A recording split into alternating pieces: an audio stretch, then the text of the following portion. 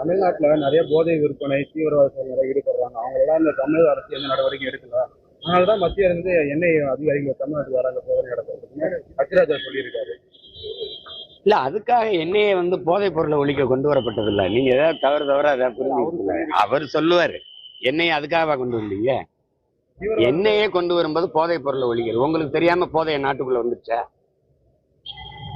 அதானி போர்ட்ல மும்பையில இறங்குச்சுல 20,000 கோடிக்கு போதைப் பொருள் கப்பல்ல. அந்த கப்பல் எங்க? அந்த போதைப் பொருளை கடல்ல கொட்டினீங்களா, திருப்பி அனுப்புனீங்களா, நாட்டுக்குள்ள விட்டீங்களா? இந்த கேள்விக்கு பதில் வச்சிருக்கீங்களா? உங்க ஆட்சியில தான் நடந்தது, பிஜேபி ஆட்சியில. அதுக்கு பதில் இருக்க?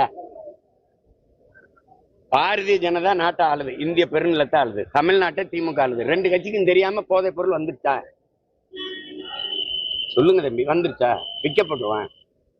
விற்க கூடாதுன்னு நான் நினைச்சா விற்க முடியாது தம்பி. நான் நினைக்கணும், அதிகாரத்தில் இருக்கவே நினைக்கணும். நீங்க தெருவுக்கு தெரு டாஸ்மார்க் திறந்து வச்சு குடிக்க வச்சுட்டு அந்த போதையை திறந்து வச்சுட்டு திரவ போதை இருக்கு, திட போதையை தடுப்பு என்ன முடியுது? நீங்க டாஸ்மார்க் ஒழிக்க சொல்லி போனீங்க. ரெண்டாவது